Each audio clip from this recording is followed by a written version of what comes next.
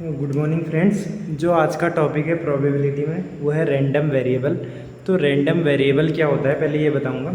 Random variable कुछ नहीं है, कोई भी आप एक एक्सपेरिमेंट कर रहे हो, मान लो कॉइन को टॉस कर रहे हो या कुछ भी और डाइस को आप फेंक रहे हो, तो उसका जो सैंपल स्पेस बनता है उसमें कोई भी रियल वैल्यूड फंक्शन है रैंडम वेरिएबल, कुछ भी हो सकता है। रियल वैल्यूड फंक्शन है, मतलब रियल वैल्यूज़ इसकी एग्जिस्ट करेंगी। तो भाई अब देखो रैंडम वेरिएबल दो टाइप के होते हैं, ये आप समझ जाओगे रियल वैल्यूड क्या है। जैसे जैसे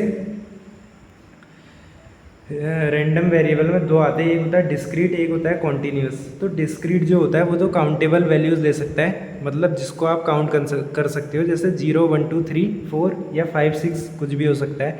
कॉन्टीन्यूस मतलब एक फंक्शन बनेगा वहाँ पे, जैसे ये बन रहा है y = fx की फॉर्म में, तो वहाँ पे डेसिमल वैल्यूज़ भी आ जाएंगी, जैसे 1.1 1.2 2.1 2.5 ऐसे करके डेसिमल वैल्यूज़ भी आ जाएंगी।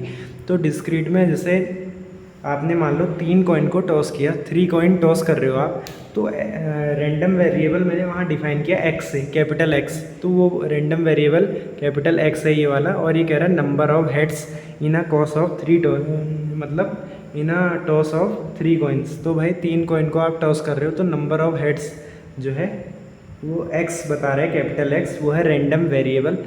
तो 3 कॉइन के टॉस में एक्स क्या क्या वैल्यू ले सकता है, सैंपल स्पेस हम बनाते हैं पहले इसका, फिर देखते हैं। ये देखो यहाँ पे सैंपल स्पेस बना रखा है, वो ऊपर जो दिख रहा है आपको।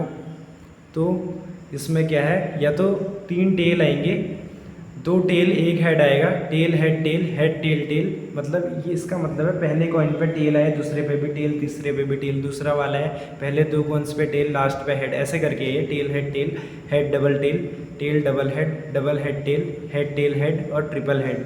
तो भाई 0 हेड आने की जो है, यहाँ पर 0 हेड कब आएगा, तो तीनों टेल आ जाए, तो उसकी प्रोबेबिलिटी है 1 बाय सैंपल स्पेस में कितने हैं टोटली 8, 1 2 3 4 5 6 7 8। तो सैंपल स्पेस क्या होता है, कोई भी आप एक्सपेरिमेंट कर रहे हो तो उसके नंबर ऑफ पॉसिबल आउटकम जो है वो सैंपल स्पेस होती है, और प्रोबेबिलिटी आप निकालते हो तो आप फेवरेबल अपॉन टोटल जो है पॉसिबल या फिर सैंपल स्पेस के जितने हैं उनसे डिवाइड करते हो। जैसे 0 हेड आने की प्रोबेबिलिटी मतलब तीनों टेल आ जाए तो फेवरेबल जो है 1 है, और टोटल कितने 8, तो 1/8। 1 हेड आने में एक ये हो गया, एक ये हो गया, एक ये 3/8, फेवरेबल 3 है, टोटल 8 है। तो 2 हेड आने में भी ऐसी है, 3/8 गिन लेना आप। और 3 हेड आने में ट्रिपल हेड वाला है 1 बाय टोटल नंबर ऑफ कितने 8, तो 1/8।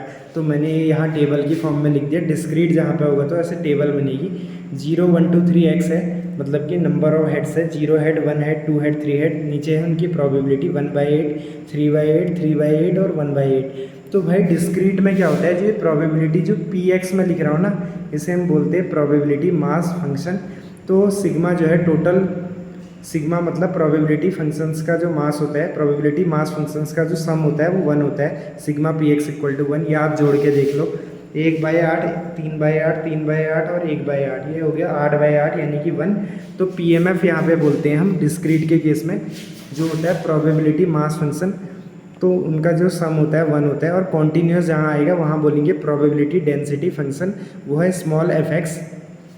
तो स्मॉल fx जो है वो एक तरह से प्रोबेबिलिटी मास फंक्शन का जो है डिफ्रेंसिएशन होता है। तो आपको प्रोबेबिलिटी निकालनी तो इंटीग्रेशन fx dx करना है, इंटीग्रेशन स्मॉल fx dx। अगर पूरे रेंज में आप इंटीग्रेट करोगे -∞ से इन्फिनिटी तो 1 आ जाएगा। तो ये मतलब, या फिर कुछ आपको एक इंटरवल दिया होगा जिसमें आपको प्रोबेबिलिटी डिफाइन करी होगी, तो वहाँ पर उन वैल्यूज़ के बीच में इंटीग्रेट करने पर टोटल प्रोबेबिलिटी दे देगा। प्रोबेबिलिटी डेंसिटी फंक्शन का इंटीग्रेशन जो है टोटल प्रोबेबिलिटी देता है 1 होती है।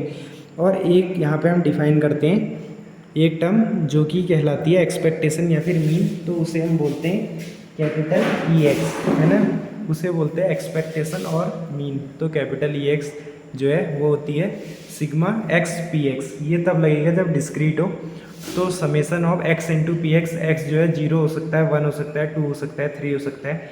जो px है उसकी प्रोबेबिलिटी है जो कि 0 इंटू 1/8 प्लस 1 इंटू 3/8 ऐसे करके आपको लगाना है डिस्क्रीट के केस में।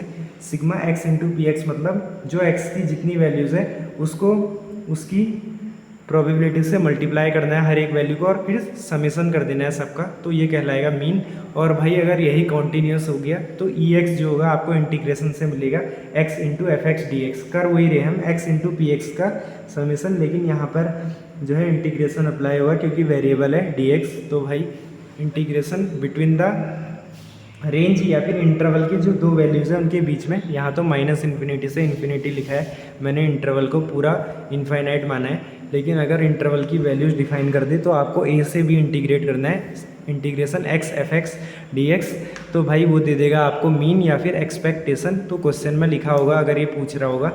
और एक होता है वी, कैपिटल वी, इसे हम बोलते हैं वेरिएंस। तो वेरिएंस जो होता है वो होता है expectation of x square minus expectation of x का होल स्क्वायर, या फिर ई of x square minus mean का स्क्वायर या फिर एक्सपेक्टेशन का स्क्वायर। तो ई एक्स तो आपको निकालना मैंने बता दिया। ई एक्स स्क्वायर आप कैसे निकालोगे, अगर वो डिस्क्रीट देता है तो आपको कुछ नहीं करना है, sigma x square into P x करना है, और अगर कॉन्टीन्यूस देता है तो integration x square F x D x, और लिमिट रख देनी है जो इंटरवल की लोअर और अपर लिमिट दी हो वो।